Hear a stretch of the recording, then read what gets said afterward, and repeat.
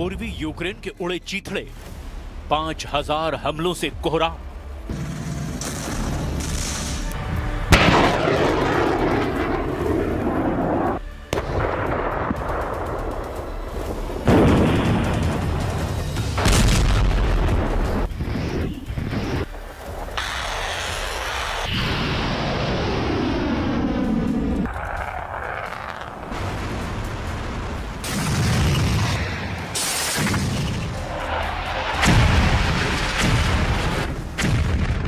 Putin ने पिछले 21 दिन में दिखा दिया कि वो यूक्रेन में जब तक अपना टारगेट पूरा नहीं कर लेंगे तब तक वो यूक्रेन पर तूफानी हमले करते रहेंगे।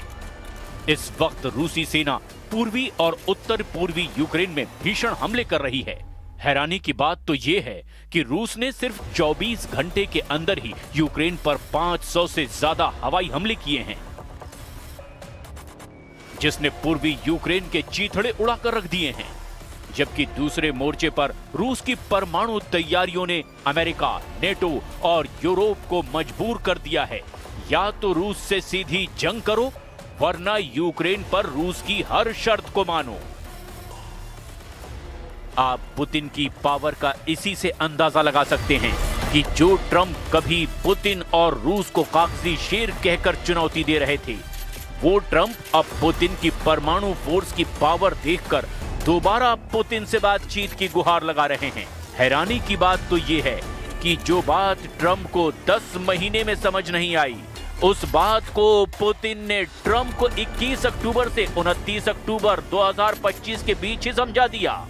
पुतिन की परमाणु ऊर्जा से चलने वाली क्रूज मिसाइल बुरेवेस्निक और परमाणु हमला करने में सक्षम पोसाइडन टॉर्पीडो, या यूं कहें कि समुद्री ड्रोन ने ट्रंप समेत नेटो के सभी 32 देशों को दिखा दिया कि अगर जरा भी रूस की घेराबंदी की कोशिश हुई तो रूस परमाणु धमाके करने में जरा भी वक्त नहीं लगाएगा। लेकिन वो कैसे होगा? हम शुरुआत करते हैं पूर्वी यूक्रेन पर रूस के उन हवाई हमलों से जिसने राष्ट्रपति ज़ेलेंस्की की चीखें निकाल कर रख दी है।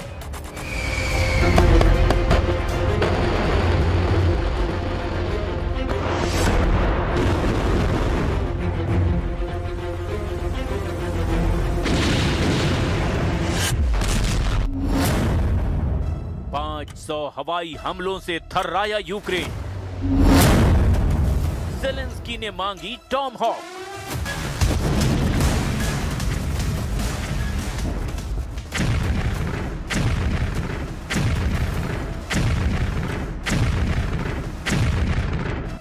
पूर्वी यूक्रेन में इस वक्त यूक्रेनी सेना के चीथड़े उड़ाए जा रहे हैं।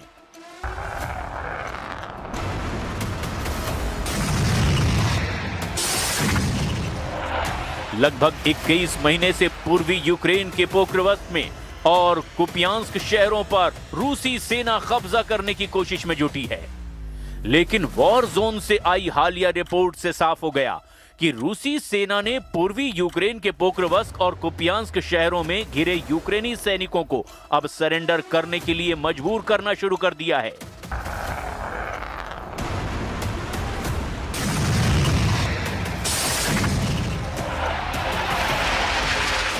अभी तक जो आंकड़े सामने आए हैं उसके मुताबिक रूसी सेना ने लगभग 11,000 यूक्रेनी सैनिकों को पोक्रोवस्क और कुपियांस्क के चारों तरफ से घेर लिया है।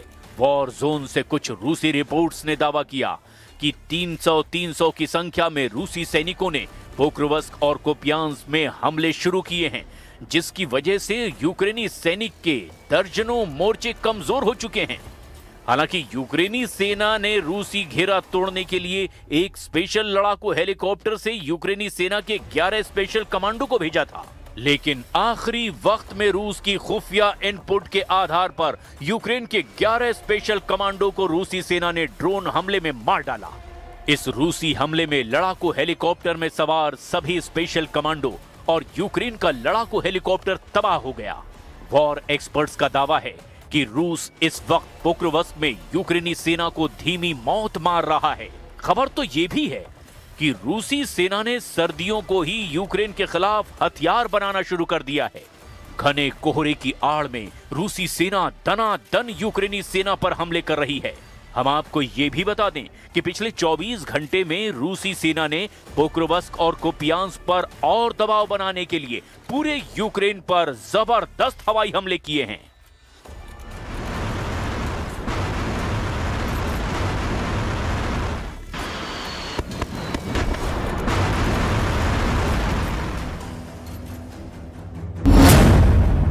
यूक्रेन की डबल हार, रूस ने उड़ा दिए लेपर्ड टैंक। हाल के दिनों में यूक्रेन पर दोहरी मार पड़ रही है।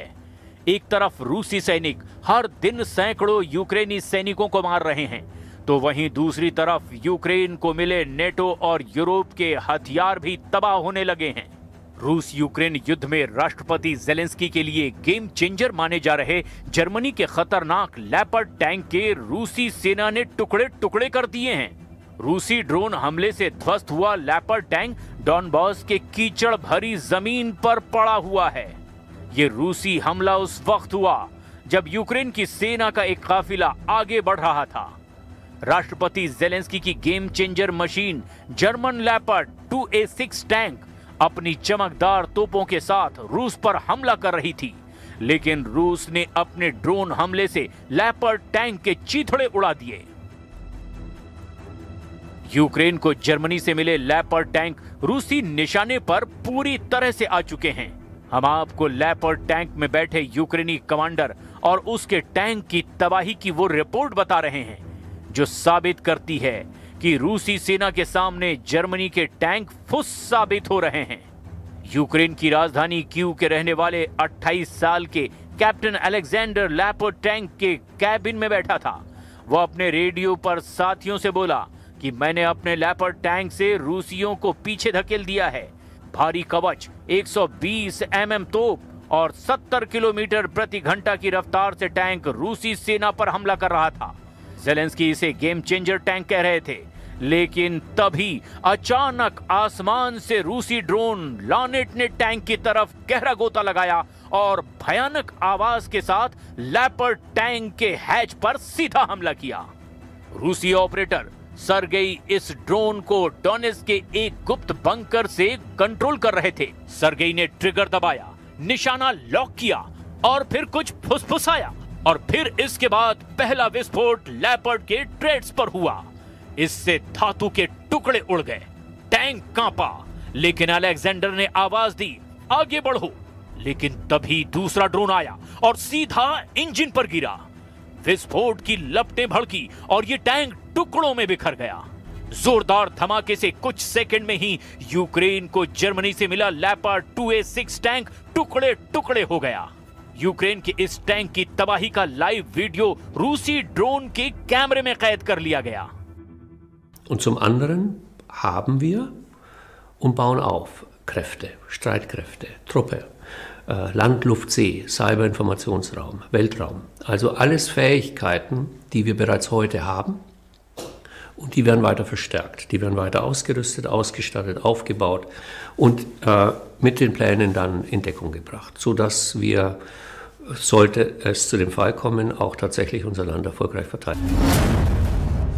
रूस का परमाणु परीक्षण, ट्रंप पर पुतिन का खौफ। रूस ने परमाणु परीक्षण फिर से शुरू करने की दिशा में औपचारिक कदम बढ़ा दिए हैं। रूस के विदेश मंत्री सर्गेई लावरोव ने 8 नवंबर को बताया कि राष्ट्रपति व्लादिमीर पुतिन के निर्देशों के तहत परमाणु परीक्षण की संभावना पर काम शुरू हो गया है। ये बयान ऐसे वक्त में आया है जब अमेरिकी राष्ट्रपति डोनाल्ड ट्रंप ने पिछले हफ्ते ही कहा था अमेरिका अपने परमाणु हथियारों का परीक्षण फिर से शुरू करेगा।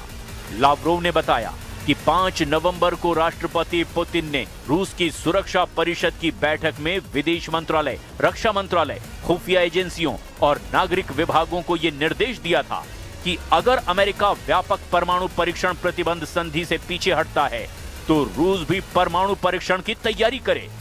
इधर रूस ने यह भी कह दिया है कि अगर अमेरिका के विदेश मंत्री मार्को रूबियो रूस के विदेश मंत्री के साथ युद्ध विराम पर बात करना चाहते हैं तो अमेरिका को रूस की सभी शर्तें माननी पड़ेगी, तभी रूस की तरफ से बातचीत पर कोई शामिल होगा।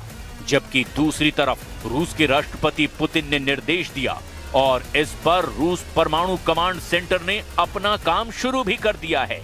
रूस के विदेश मंत्री लावरोव ने कहा कि रूस फिलहाल इस प्रक्रिया को तकनीकी और रणनीतिक स्तर पर परख रहा है और जनता को समय आने पर परिणामों से अवगत कराया जाएगा।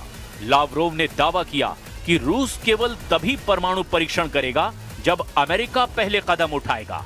लावरोव ने बताया कि अब तक अमेरिका की ओर से राष्ट्रपति ट्रंप के बयानों पर कोई आधिकारिक स्पष्टीकरण नहीं मिला है। ट्रंप ने हाल ही में घोषणा की थी कि अमेरिका 3 दशकों के अंतराल के बाद अपने परमाणु परीक्षण को फिर से शुरू करेगा। ट्रंप ने कहा था, वॉशिंगटन अब बराबरी के आधार पर चीन और रूस जैसे प्रतिद्वंदियों के साथ परमाणु क्षमता को परखेगा। ट्रंप की इस घोषणा से दुनिया पर एक बड़ी परमाणु जंग का खतरा बहुत ज्यादा बढ़ चुका है। इससे परमाणु हथियारों की नई होड़ शुरू होने की आशंका जताई जा रही है और इसी पर सीधा जवाब अब रूस ने अमेरिका से मांग लिया है। Но в то же время обращает на себя внимание, что указанное мероприятие последовало за неоднозначными высказываниями президента США о намерении активизировать испытательную деятельность применительно к ядерному вооружению, якобы в ответ на некие равнозначные, как было сказано, шаги России и Китая. इधर दूसरी तरफ यूक्रेन के राष्ट्रपति जेलेंस्की अमेरिका से लंबी दूरी की टॉमहॉक मिसाइलें आने का अब भी इंतजार कर रहे हैं, लेकिन अभी तक ट्रंप ने एक भी टॉमहॉक मिसाइल यूक्रेन को नहीं दी है और ना ही वो आसानी से देने वाले हैं। जबकि दूसरी तरफ 3 अक्टूबर 2025 से अब तक यूक्रेन के 27 इलाकों पर 5000 से ज्यादा हवाई हमले रूस कर चुका है। रूस के इन हमलों में क्रूज और बैलिस्टिक मिसाइलों का जमकर इस्तेमाल हुआ है।